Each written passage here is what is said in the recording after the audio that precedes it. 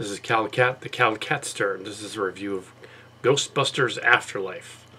I've seen the fourth Ghostbusters movie. They sort of retconned the last one, pretend it didn't happen. So spoilers. This one takes place in a small Oklahoma town where there are no fault lines and no volcanoes. And oddly enough, by the Grand Canyon or something they go by, which is kind of odd. Anyway, and apparently it's Egon died, and after creating this weird house, he's called the Dirt Farmer. He made this weird house where he set up all these ghost things everywhere and wrote a bunch of revelation things and wrote weird stuff all over the walls and everything. Apparently he went all hermit crazy in this little town, which happens to be the town where the crazy philanthropist that built the house out of supernatural steel in the first one. So there's a tie into that. And then there's a Golzer cult thing down in the mine, so you know what it's going to be about. Yeah, it's spoilers. You know, going to be a Gozer appearance. They kind of showed it in the preview. But they do it in a different way, and that's certainly fun. This one starts off as kind of a Spielbergian type of space adventure with the grandkids of Egon in it, and the mother, who's a single mother, and didn't take on the name of her husband, and still calls herself Spengler. So whoever the husband was, we don't know, but she's a daughter of Egon. And in order for that to work, it's been 37 years since Ghostbusters. So in order for the first kid to be 15 and the other to be 12, they would have had to have been born at the beginning of the millennium, because 2021, so they would have been born around 2005, 2006. I guess that kind of works. If the mother had them when she was in her 20s, that works. So yeah, it kind of works. If she was born immediately after the events of the second movie, and isn't the baby from part 2. But if she is the baby from part 2, it does make sense. 30 years later, that kind of makes sense. Part 2 was 89, and now it's 2021, so that would be, she would be 30 something, but then she would have had to have kids when she was just barely 17 or 18 or something, which is possible. Then it kind of still works on that end, but it's a little fuzzy. And who did he do it with? I don't know. Anyway, so I collect moles, fours, and fungus. Early on, they go to the farmhouse out in the middle of nowhere. They get evicted from their apartment, and then they have to go to the farmhouse. And when they get there, this landlady shows up, who they do the musical cues, and then at that moment, the audience wasn't a very big audience. It was a very small audience. Immediately knew it's Janine, and I didn't at first, and then I was like, oh, okay. Then she finally said her name, and I was like, oh, yeah, she doesn't look at all like he's, well, it's been over 30 years, 35 years, so probably looks a lot different. But yeah, that was Janine. I don't know what she was doing there, except curator of the house, I guess, or something. She's not supposed to be the grandmother, so that's not it. So yeah, I don't know. Maybe yeah. And the estranged daughter doesn't really know, the adult daughter doesn't really know him that well, and apparently he's estranged from everyone. The young daughter is 12. The granddaughter is 12, and the her brother is 15, but pretending to be 17. And the brother gets a job at a diner, basically. I have an ancient diner. They go about getting a He befriends a girl that's at the diner. And they keep pranking him about being young and stuff. The other people here. Turns out she's the daughter of the police captain guy, chief guy in town, sheriff, I guess. But yeah, that's kind of funny. But yeah, the deliberately bad dad jokes, which are funny. It's funny that they're bad, basically. Yeah, the kids, the boy, and then fixes. They found Ecto 1 in the barn. They fix him up, and even though there was an Ecto 2 in part 2, so it's another car. But yeah, there's two. There's Ecto 1 and Ecto 2. And in the cartoon, the Ecto 2 was another thing. And actually, this car has the fold-out seat from the cartoon and Ecto 2. So it's actually Ecto 2 that's in the barn. And yeah, I don't know what happened to Ecto 1. Even though it says Ecto 1, it's 2. It's the one with the chair that comes out. That was in part 2. So it's actually the other one, but it has Ecto 1's parts stuck on it. And it says Ecto 1, but it's beat up. The girl discovers the proton packs and the traps and stuff down in the basement. And they have a sliding pole down to the basement. And there's like his mold spores and things like that. She discovers that there's a poltergeist in the house that's helping her assemble the proton pack. And then later the trap, which is funny. She figures it's the grandfather, he's a poltergeist. But yeah, that's one of the nods. There's another one. I'm not going to give all of it away, of course. But yeah, it's very reminiscent of a fan film story, that I put together years ago called Demons of Rockburg. It's very similar to that. There's an evil mine with evil bad guys down in it. Very, very similar to Mark's card story, which was also about a mine at the same time. So they were very similar. So they pawned off ideas. I took the evil mine story idea and made a little short story out of it.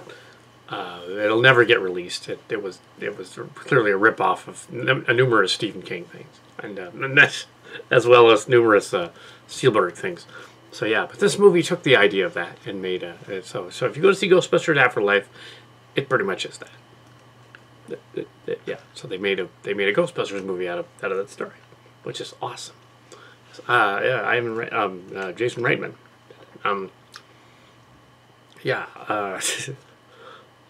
By having it in a small town, they kind of, if you compare it to Stranger Things, although I wouldn't say it is, because Stranger Things is more like Twin Peaks and weird and stuff happens, and it's not a comical, it's a drama, dark comedy kind of thing, whereas this one is more dark comedy / comedy in parts, but very subtle, like the original. It has the tone of the original, mixed in with a little Spielbergian stuff, because clearly, right, it's a fan of Spielberg stuff. So it's got a guy named Podcast, and a little kid he calls himself Podcast because he podcasts. Reminiscent of the character Data from Goonies, yes. And it's sure. Also, Star Trek: The Next Generation were fans of the Goonies as well, because when that started years afterward, they named a character Data. That's where they got it. They got it from the Goonies. And Morn on Deep Space Nine is Norm from Cheers. True that. Lots of Man from U.N.C.L.E. references in Garrick and Bashir. Man from U.N.C.L.E. references, yeah. I think it was still in reruns in the 90s, but it was long since over. Man from U.N.C.L.E. Anyway, Ghostbusters, the original concept, was based on Ghost Chasers, or Ghost Catchers, a 50s era one with that was adapted as two detective guys and a monkey. That was that was a very strange story. And when the Ghostbusters movie came out, they of course changed it considerably in '84 to match up with the other stuff, and they took the monkey out and said, "Oh, let's make it about these Originally, it was going to be a dark horror movie about like hell coming to New York, and then they decided that that was a little too much. Instead of hell coming to, it kind of bled into the second one, the hell in New York thing. Kind of did. But in the first one, they decided, oh no, they're exterminators, but they go after ghosts, basically. An animated series was started immediately after the first movie called The Real Ghostbusters, and the reason for that, also according to Phelan, who is an expert on that on the internet, but also the people that did Ghostbusters. Yeah, the reason for calling it The Real Ghostbusters was that Filmation over there, there was Deke and Oakluster were doing the original Real Ghostbusters cartoon, and this other Filmation cartoon they got a hold of the detective one with the monkey, and they were going to do that one set in the 20s, and that would be like the detective one, the monkey. So that was called Ghostbusters as well. So they were like, we call ours The Real Ghostbusters, even though technically they actually ripped off the name from the detective thing way back in the 50s. But there's room for many Ghostbuster, Ghost Chaser, Ghost Adventures. Ghost Chasers later became the name of a paranormal series. Ghost Hunters as well. And my claim to fame from Baycon, I think it was 2011, was that I was on the panel. There was a panel, and for Ghost Hunters technically, but because Brian and Kathy Story were in Ghostbusters regalia, the panel quickly devolved into a Ghostbusters panel, which is perfectly fine, and I was invited, so I got to sit there. Sort of like I wasn't a moderator or anything, I was just there. They're like, you can be here too, okay. Cool. You're here anyway. It was fun. I mean, I was so hilt that I had a banana daiquiri. At the time, it wasn't the fake one, it was the real one. Oh. It was a little bit tipsy, but it was funny back then. In the 2012 one, there was a mojito in the morning. Never have a mojito in the morning. What was I thinking? Anyway, don't do that. Don't do that, kids. But yes, it was funny to film to see that happening.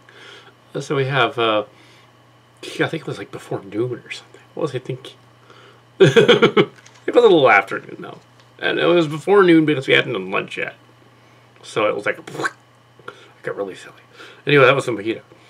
But anyway, back to the Ghostbusters. So we have, don't do that anymore. Back to the Ghostbusters. Yeah, don't do that. There was a scene in a Walmart where Judd's character finds a Stay Puft Minute coming out of the ghosts have come back in the dead. The ghosts are in town, and the Stay Puft things start hatching out of the thing in CG and going. It almost looks like practical effects for some of that, but I think it's CG. But it's good CG. There might be some puppetry going on there, but I think most of CG. Probably some puppetry for the part where they put him on the grill and fry him. That's probably like a Muppet or something. Yeah. The grill went off. Walmart gets trashed. There's like a demon dog running around in there. Goes after him. Because you gotta have the Gozer dog show up. Gozer the Destructor and the Keymaster and all that. It's gotta be in there. Just because fan service. But good fan service. Like Critical Drinker said in his review, it was a good fan service. He actually kinda liked it. That's fine. Yeah, usually he hates everything. So. Yeah, and his character, Critical Drinker. I understand that Stone Gremlins liked it. Yeah. So, and actually the 2016 one wasn't as bad as the haters were saying it was. It just wasn't Ghostbusters. I thought it would have made it fine like Ghost Chasers. It would have been fine if it was that. The one with a monkey. They could have put a monkey in there. That'd be Ghost Chasers. That would have been fine. It's the other version of it. It's another timeline. It's another universe. This one's this universe. But yeah, so we have the kids get a hold of Ecto-1 and they go after the Metal Muncher. There's a Metal Muncher ghost. Trying to chase it around town, thrash the town. That's in the trailer. I don't know how they can drive. One of them even says he's tried his license 3 times and failed. Which is a direct reference to Kal Kat, which is awesome. Thanks for Jason Reitman for putting that in there. That's funny. That was awesome. Okay. Yeah. Failed the driving test 3 times. Got on the 4th one. Yeah. That line is right out of On Location too. Yeah. Yeah, he's a fan. Awesome. Get the books online. I don't know how he became a fan, but he did. He must have read, even though they weren't out yet. How did he? Oh, there were versions of it before it was official, so they could have read it. And that's fine. It's funny. But yeah. So, so we have, yeah, a lot of nostalgia stuff. They trashed the town trying to get the ghost. They trapped the ghost. And the ghost is in the ghost trap, and the cops arrest him and find out that the police chief is the father of the girl. And it's treated perfectly normally and everything, so no one says anything. She even makes a joke about being woke at one point. Oh yeah, it was in deference to the Gozer Destructor ghost being transgender, and she says, well, maybe the ghost is woke or something. But she used it in the right context because, yeah, she did her homework there. Anyway, so also there's a part where they kind of rip off a scene from the, I think it was called The Monsters or something like that. Monster Squad. And the joke being there was a pit and there were like evil things down in there, and they're all, this is a sacrificial pit to that's where the Demons of Rockford also comes in. And they say, oh, it's for sacrificing the virgin, and the two kids are like, the older one is like, what? I'm not the virgin, and they dangle him over there, and he's like, ah, you are totally. So they messed up. Well, hopefully the other one's the virgin. It's just a kid. The older brother could, yeah, hopefully he is too. But no, they don't kill them. That would have been fucked up. Ha! No, they didn't do that. So we have, yeah, sort of a setup that they figure out that the house is actually a giant ghost trap. The farm is a ghost trap for Dozer, even though, I don't know why you didn't do that 30 years ago. Wait for him to pop up again in 2021 and catch him. Because of the prophecy. Dogs and cats living together. Universal Armageddon. This movie's fun. It's fun. One point in the police station, that call scene where he says we're closed, actually goes on longer. And although it was clearly done as an homage, because in real life he would just hang up and say like, "Why is this kid calling me from out of nowhere?" And it was Aykroyd's character. I know. And in that case, I would be like, well, why is it? Yeah. But yeah. So it goes on for a little while. They could have restructured the phone call scene. So the reason he stays on the line is because she's the grandfather. But I see what they were doing, and that they had to reveal that at the end of the call instead of the beginning. But yeah, it doesn't. Yeah. The call from the police station, it's kind of forced. Didn't need to be right there. The critical thinker didn't catch that part. And he thought, like, oh, there's no setup for warning the Ghostbusters that something's up in the town. Yeah, there is. The phone call part. It was like 5 minutes of the movie. Well, 3.5 minutes of the movie, roughly. Yeah, that scene was like, yeah, she warned them. So they were going to show up. She warned them. So, assuming that he immediately went and called the other two and said, oh, crap, we got to drive out to Oklahoma. There's creatures over there. This is weird phone call from the granddaughter of the ages don't quite match up unless the mother was 16 or 17 when she had him. But, well, maybe she was. When she had the kids. It was after him. So. But yeah, 20 at most. It could work, I guess, if they're, 60 something. Yeah, but they just didn't introduce an infant who would have been born sometime before, who's the mother in the story, would have been born sometime between the first movie and the second one. They just didn't mention it for whatever reason. They could have tied it into the baby from Sigourney Weaver's character, but they didn't do that. It's not what that's going on. Although Sigourney Weaver does have a cameo, stay for the end credits. Also, yeah, there's 2 end credit sequences that are funny. One of which retcons the female Ghostbusters completely. And that's Ernie Hudson. So they brought everybody back. Yeah, so, yeah, I won't give that away either. How did they bring everybody back? Mark's Cards called it yesterday. We're discussing it. No, he's not going to come. Yeah. They did it tastefully, though. They did it. There's the scene, very tastefully done nod to Ivan Rietman's character. I won't give it away. Yeah. It's very tastefully done. It's not like they don't go overboard and have it be like saccharine appearance of whatever. Just no, it wasn't like that. they treated it realistically in the sense that they did it. Clearly played by another actor, but yeah, they but yeah. So yeah, that was I don't want to give away too much about the Ghostbusters review. Ghostbusters Afterlife. Go and see it in the theaters. I say you should see it. Go see it in the theaters. I hear House of Gucci is good, but I have not seen it. And Mark's Cards has seen Jungle Cruise and said it kind of sucks. Well, that's kind of what I gathered from Amanda mentioning it. Yeah, she kind of liked it, but still kind of sucked.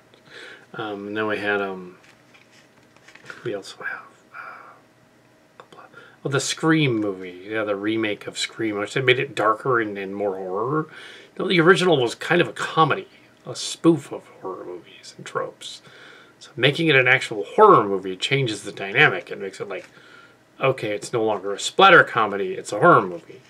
It should be a splatter comedy, because that's what it is. But yeah, I guess they have to change it up and make it more like Paranormal Activity or something. It does beg the question, how would they do what they're doing? There were other movies that that weren't connected. At least I didn't get to see, once again, that really treacly, like, saccharine Vanessa Williams as a kid biopic thing.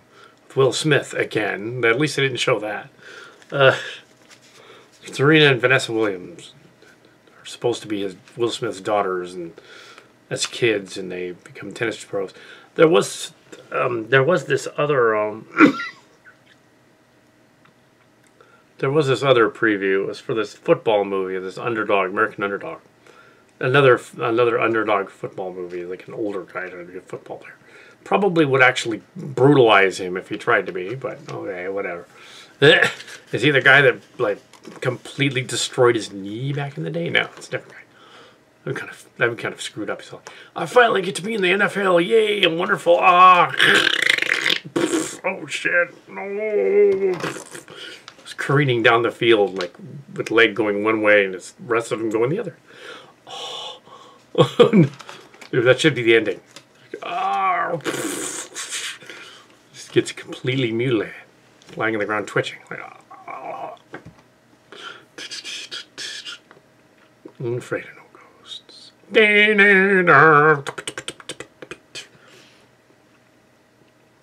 homage the animated show. Apparently, it actually happened. It's kind of funny. The vehicle is the animated show. Okay. Yeah. A little rover thing flying around. If they had the helicopter too, that would have just cemented it, like the helicopter. They didn't do that though. They did the ecto from the second movie. Oh, they did address what wouldn't they have any money? No, they wouldn't. Caught all the ghosts. It's kind of funny. But yeah, sure. So all the characters they played in the 2016 movie, they're not playing them. They're playing the characters.